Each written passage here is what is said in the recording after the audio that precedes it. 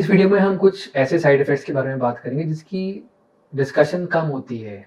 बहुत ज़्यादा डिस्कशन नहीं होती बिकॉज़ उस टाइम डिस्कशन ट्रीटमेंट के बारे में हो रही होती है, कैंसर के प्रोग्नोसिस के बारे में हो रही होती है, कॉस्ट के बारे में हो रही होती है, ऐसे साइड इफ़ेक्ट्स के बारे में हो रही होती है जो कि जानलेवा हैं। सो कुछ साइड इफ़ेक्ट्स जो उतने मतलब शरीर को तंग नहीं करते बट साइकोलॉजिकली हमें ज़रूर इम्पैक्ट करते हैं और हमें इनके बारे में पता होना चाहिए। सो इसमें सबसे पहला साइड इफ़ेक्ट हेयर फॉल है। आप ये देखिए कि डॉक्टर्स हेयर फॉल को प्रिवेंट करने के लिए बहुत ज़्यादा कुछ नहीं कर सकते बट पेशेंट की साइकी के लिए बहुत इंपॉर्टेंट है। तो इसलिए मैंने सबसे पहले ये साइड इफ़ेक्ट रखा है हेयर फॉल। जानना ये ज़रूरी है कि सारी कीमोज़ में हेयर फॉल नहीं होता, सब पेशेंट्स को हेयर फॉल नहीं होता, सेम कीमो से किसी पेशेंट को होगा, किसी को नहीं होगा और सब दवाइयों से हेयर फॉल नहीं होता। हेयर फॉल अगर होता है तो ये भी नहीं कि सारे बाल झड़ गए, यूनिफॉर्मली नहीं होता, कई बार हेयर थिनिंग होती है और कई बार हेयर फॉल अलग-अलग जगहों का होता है, खाली चेहरे बालों का, सर के बालों का नहीं होता है, आईब्रोज़ का हो सकता है, बियर्ड या मुस्टैच का हो सकता है, बॉडी हेयर का हो सकता है, एक्सिलरी हेयर का हो सकता है। सो कोई एक रूल नहीं है। ये साइड इफ़ेक्ट से बहुत ज़्यादा घबराना नहीं चाहिए बिकॉज़ ये टोटली रिवर्सिबल साइड इफ़ेक्ट है। दवाइयाँ जब बंद होती हैं, तो बाल वैसे के वैसे ही टेक्सचर वापस आ जाता है। सेकंड इसी से अलाइड है skin related side effect. Skin में कई बार ड्राइनेस आ जाती है, स्किन में स्किन टोन चेंज हो जाता है, स्किन में कई बार छोटे-छोटे एज रिलेटेड दाग आ जाते हैं। अगेन इसके लिए बहुत ज़्यादा कोई सक्सेसफुल दवाइयाँ नहीं हैं।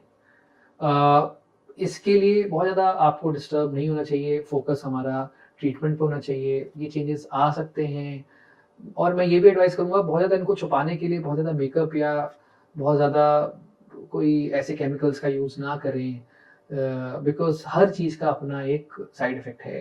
अगर हम केमिकल्स या मेकअप्स ऐसे यूज़ कर रहे हैं which may harm us in some other way. तीसरी चीज़ है नेल्स।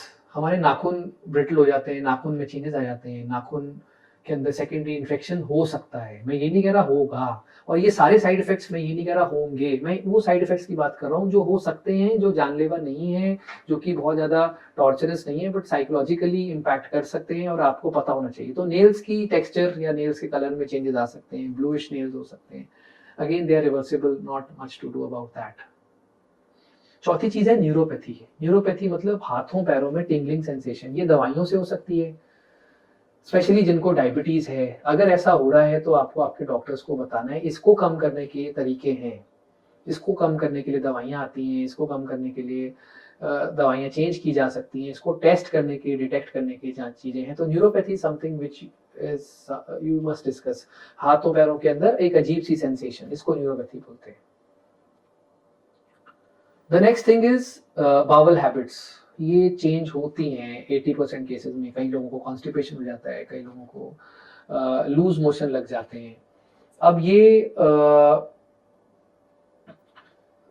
अगेन हमने इस पे वीडियोस बनाए हुए हैं कि कॉन्स्टिपेशन और बावल हैबिट्स को कैसे चेंज करना है। पर्पस यहाँ पे है इन्यूमरेट करने का कि बावल हैबिट्स आपकी ऊपर नीचे होंगी। Please go and see our other videos where we have talked about how to take care of your gut health. आपके बावल हैबिट्स को कैसे मेंटेन करके रखें। The next thing is fatigue. एक थकान जैसा शरीर में होना, ये ट्रीटमेंट से होता है। इसके कई कारण हैं, हमने फटीग पे भी वीडियो बनाया है। प्लीज़ आप जाके देखिए कि क्या कारण हैं, क्या उसके प्रिवेंशंस हैं। शॉर्ट में ये बोलूँगा फटीग और टायर्डनेस दो अलग-अलग चीज़ें हैं। टायर्डनेस ऐसी एक चीज़ होती है जो कि सोने से ठीक हो जाती है। कैंसर पेशेंट्स के अंदर जो फटीग है ये मल्टीफैक्टोरियल होता है, कुछ हद तक स्लीप से ठीक होता है बट इसके मेडिकल कॉजेज़ भी हैं। तो क्या करना चाहिए, ये हमने दूसरे वीडियो में डिस्कस किया हुआ है। The next side effect is sleep disorders. नींद आपकी ऊपर नीचे होती है, मेडिकल कारणों से होती है, डेफिशिएंसीज, न्यूट्रिशनल डेफिशिएंसी के कारण हो सकती है, पेन की वजह से हो सकती है। तो इसको भी आप हमारे चैनल पे जाके बाकी वीडियोस को चेक करिए कि स्लीप डिसऑर्डर्स का क्या इलाज है, कैसे हम उनको ठीक कर सकते हैं।